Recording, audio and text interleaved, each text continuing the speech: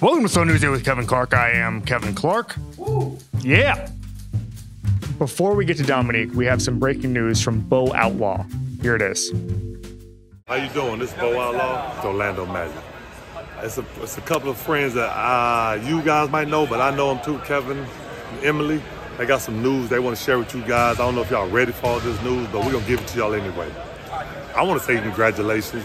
So I'm going to let y'all, they want the world to meet and say congratulations to their new baby boy that they're about to have. So they are so excited for you guys to meet him. So good luck and congratulations to Kevin and Emily for this little baby boy to come into this world. And we know he's going to be a Magic fan. So yeah, come on down. Congratulations. Y'all get ready to meet. Thank you, Bo. Hi, Domonique Foxworth. What is Bo Outlaw doing? Would you like to see what Bo Outlaw's doing? Oh, is this? Oh, no one knows? I mean, they know now. Bo Outlaw just told them. I didn't know that. Bo, what? How are they supposed to know? They're not. Well, they know now. Mind their business. How dare Bo Outlaw leak that news?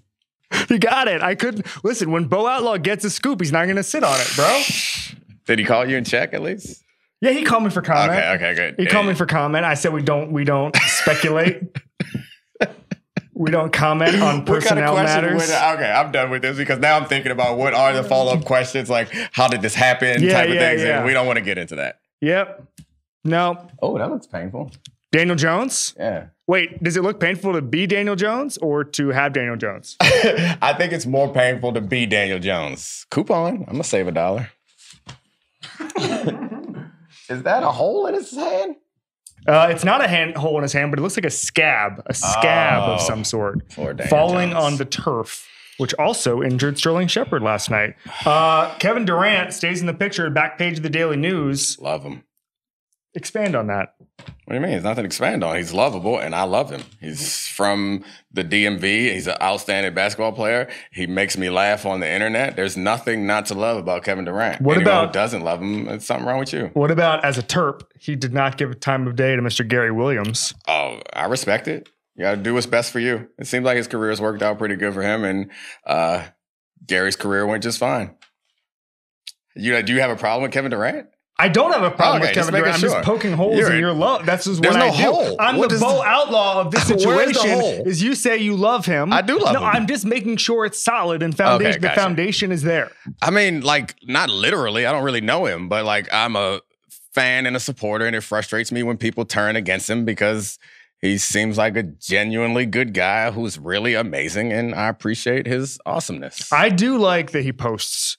He has hundreds of millions of dollars, and he's just like, I'm going to be a dick to people online. And I think it's so aspirational. The press conference where he's just like, I know who I am. I think maybe it's the cornerback in me.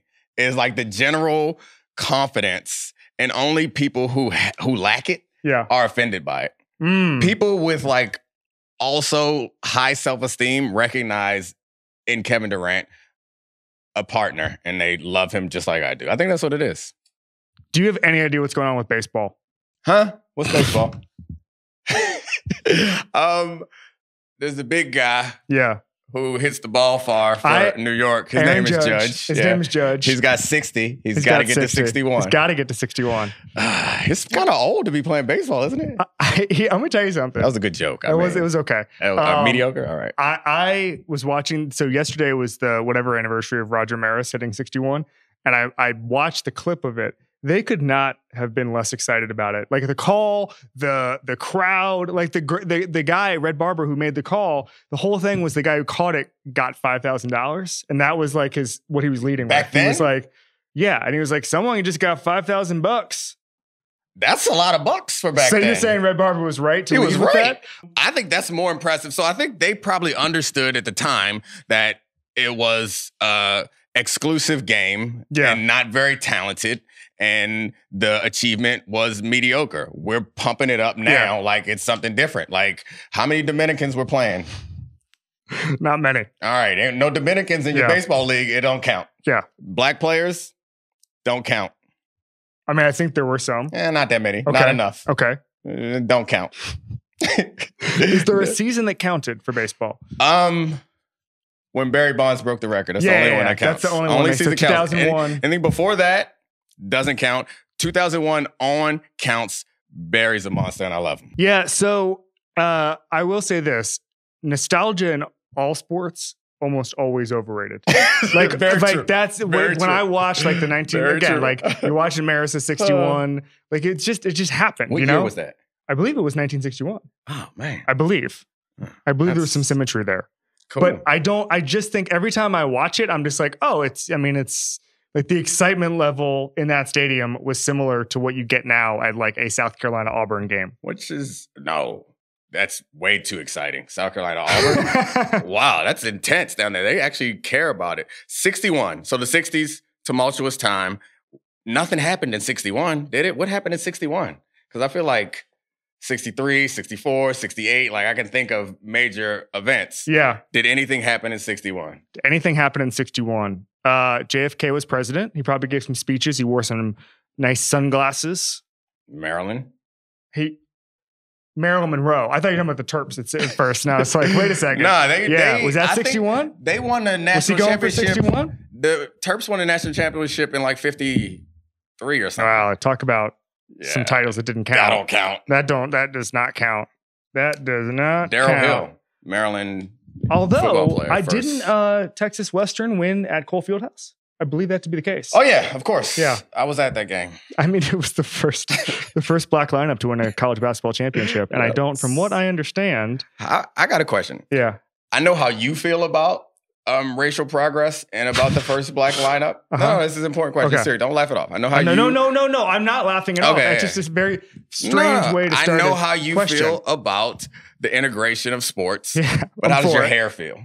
My hair. Your hair is. I'm going to tell you something about my hair when it comes to politics. We stay out of it.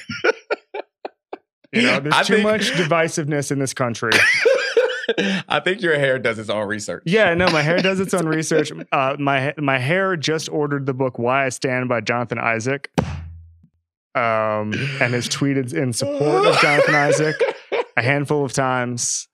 But I myself have not done any of those things. Was that a TV guide? It was a TV guide before Zach Wilson. Before a photo of Zach Wilson. I'm sorry. All right, let's talk about a couple football things. Number one, are the Dolphins like actually good?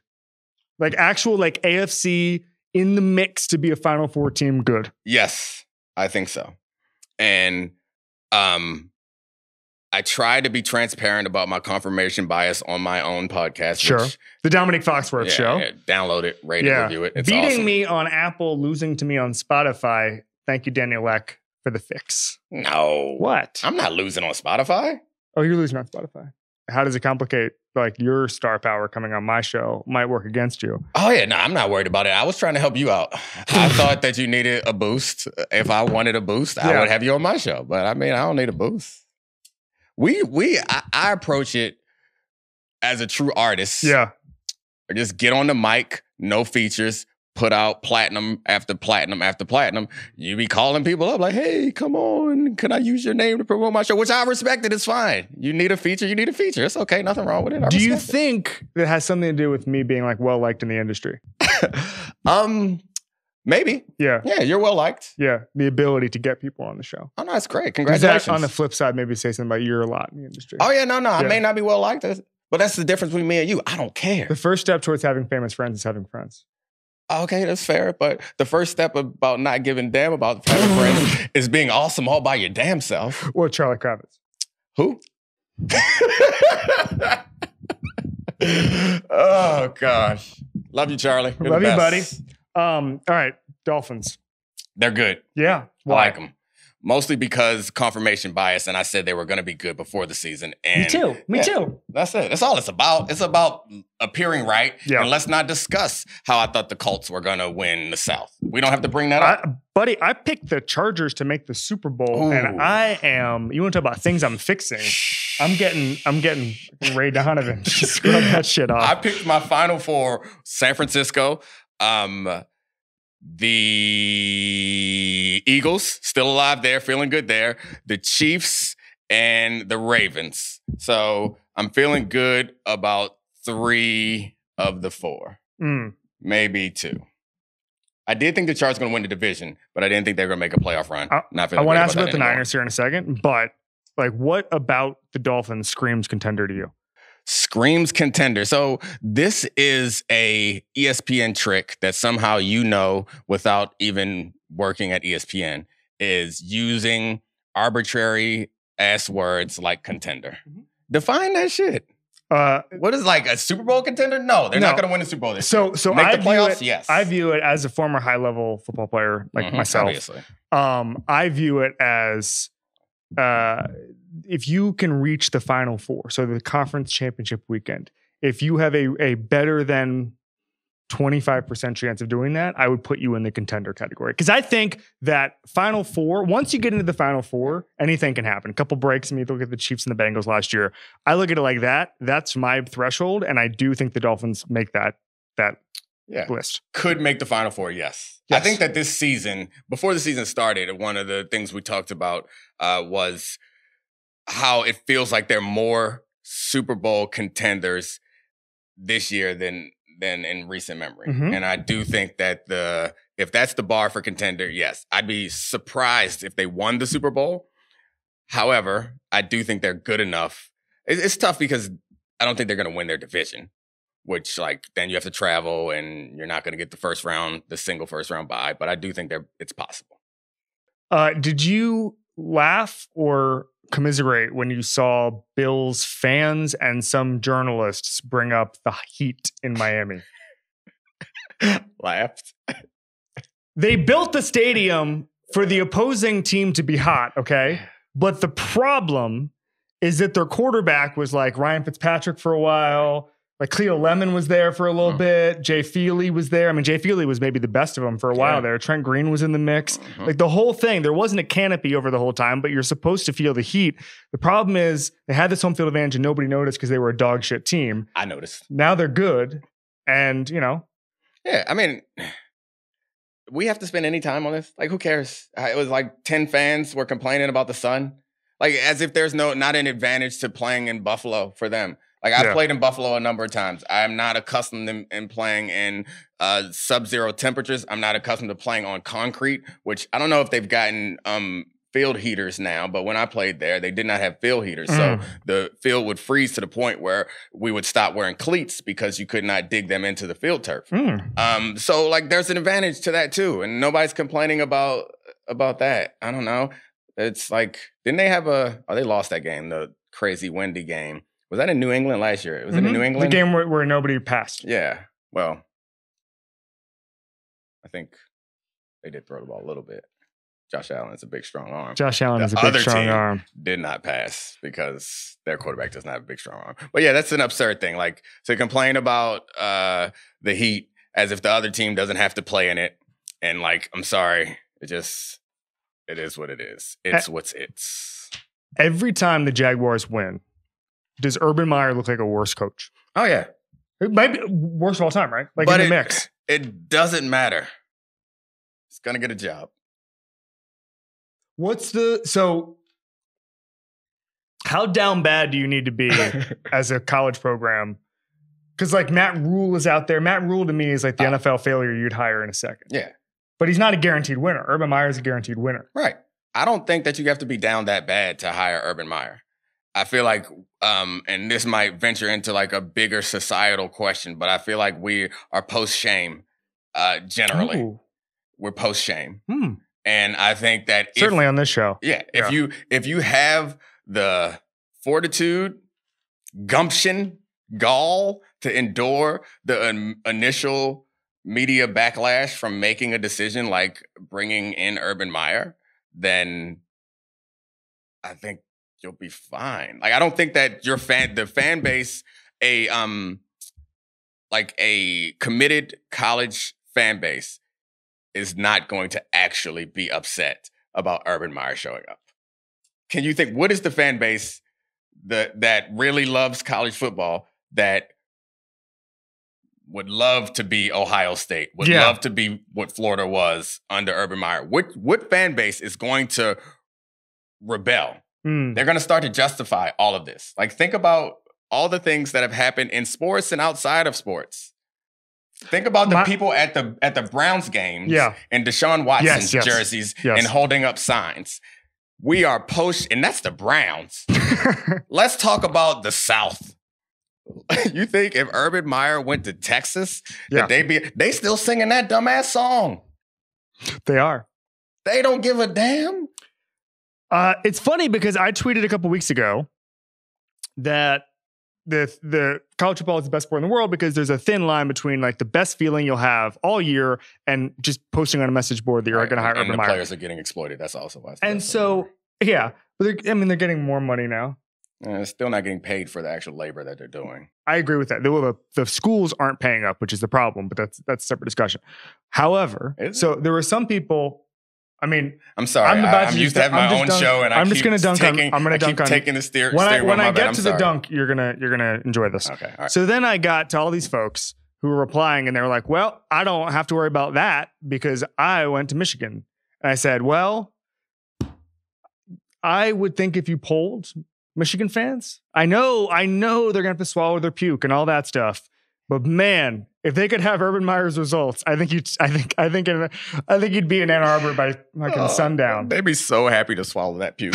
They'd be just joyous. Yeah, they would swallow all of that puke. Same with Florida State, by the way, another rival of his former team. I guess you are just being a good host and pushing back, but I got the feeling that you thought that you disagreed with me. I did. So I think it'd be toxic for a top program with expectations to actually make that leap. Okay, so again, with the words like toxic, what does that actually mean? What is going to be the actual repercussion of a top program hiring Urban Meyer? Nothing. No fan's going to stop showing up. If they start winning, everyone's going to get over it. Well, let me ask you this. As someone who has been recruited by, when we've done the recruiting stories before, we've talked about your trip to Pittsburgh, for instance. Oh, that was sad. But is there he is so toxic and he failed at the NFL in a completely shameful way. The recruits might be like, nah, I'm good. You're talking about 16, 17-year-old guys who want to make it to the NFL. We got players that go to they were going and signing with Ole Miss when they were waving the Confederate flag. You think this matters? They're still going to Texas with them singing that song. This is players going to Liberty, considering what they're associated with. Stop it.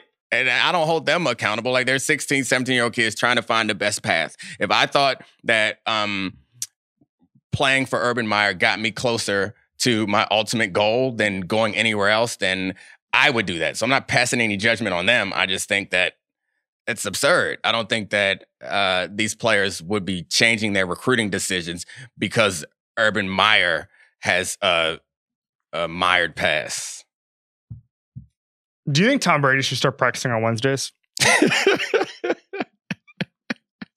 Yeah, I also think he should start doing 9-on-7. You know what 9-on-7 is? Mm-hmm. Yeah, it's for the uninitiated. It's a run game drill. It's the most physical one that we do in professional football, and no one likes to do it. And Tom Brady should play safety and do 9-on-7 drill. What about an Oklahoma drill as a compromise? What if he did a work from home Oklahoma drill? Ooh, he's home with his kids. I like but that. Then one player comes over, maybe a retired guy, Mike Allstott comes over in the backyard, and you kind of get a hybrid work situation. Tom Brady is very Jordan-like in many ways. And the way I'm thinking about right now is it's interesting to think about enjoyment for somebody like that. Mm-hmm. And I'm not going to try to jump into anybody's head, but he seemed really happy on that boat when they won the Super Bowl. He seems happy after Super Bowls. Other than that, it feels like it seems like it really sucks.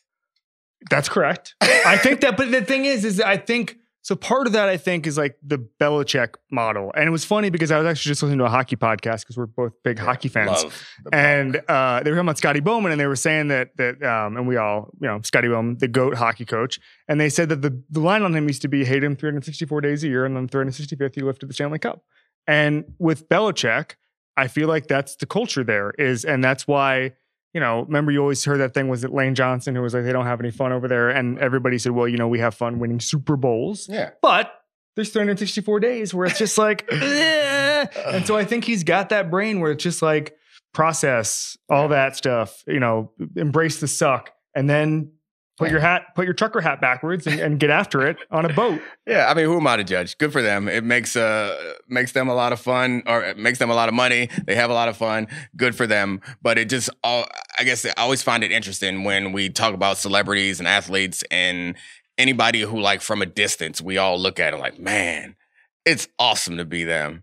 And I'm sure it's several, like, the vast majority of people in the world, it's much more enjoyable to be super rich, famous Tom Brady. But it also it feels like there's like diminishing returns of happiness after you get to a certain point. And like Tom Brady passed that point a long time ago. And he's just racking up all these accomplishments that, I mean, in the words of Kanye West, don't keep him warm at night. Remember College Dropout? Mm-hmm. They were talking about the diplomas. Mm-hmm. It's a good album. I met Kanye once at a Knicks game. He went to meet Amari Stoudemire. Could you imagine that moment in culture? What did you say? Amari Stoudemire was so famous that Kanye came to see him. That was like a 3-week period. And so in order to get to Amari, he had to say hi to you? I was kind of a gatekeeper. Yeah. Oh. Yeah. Like a World Wide West situation, if you're familiar. So what are you considering a meet? Oh, I was just like, hi. And I probably didn't say it like that. Okay, probably, yeah. You was like, so, what up? Yeah, no. It was in a very small tunnel. I took a photo of it, put it on Facebook. This is like 2011. Goodness. Yeah, put it on Facebook. Shout out Meta. But I was just like, oh, hey, man, what's going on? Like kind of that kind of thing. He gave me like, I'm not even sure if words came out of his mouth. Nice. But kind of an acknowledgement, and we moved on. All right, that qualifies as a meet, I guess. I mean, it wasn't like a meet and greet. I know, but I mean, I feel like you met somebody, you have to actually like meet them. Like, you spoke to them. We acknowledge each other's presence. Did you like shake hands, dap, high five? Don't think so. Did you tell him your name? No. Did he tell you his name? No, but I don't think Kanye is one of those guys who does the, oh, hey, I'm Kanye. You got to. Thing. That's the only way to do it. I don't think he does that. There's a genre of famous person. You know this person. Tom Brady's one of them. Tom Brady's one of them. Hi, I'm Tom. And then you get to go, I know who you are. Yeah. It's fun. I mean, I feel like you have to do that because if people recognize you or you assume that they recognize you, then it's worse. It's like the don't you know who I am. Yeah. Yeah, it's the like quiet version of don't you know who I am. So that's why you have to say, hi, I'm Tom. My wife legitimately does not know who people are when it's a don't you know who I am situation. Yeah. And so oftentimes we'll be at sporting events or in hotel lobbies going to sporting events, and we'll see somebody who is famous that maybe I've had a connection with, and I'll say, oh, hello, and I'll introduce my wife, and then she will not know who this person is and ask a question that makes it clear, and then they kind of look at me like, is this a bit? And I have to explain that it is not a bit. This happened with an extremely famous sportscaster about 5 years ago. And it was which one? Who's to say? Al Michaels. It was not. Mike Tirico. Tony Romo. I would actually not describe Troy Aikman. I would not describe Tony Romo as extremely famous broadcaster. Oh, okay. He's famous for other things. He's like you. I'm not famous.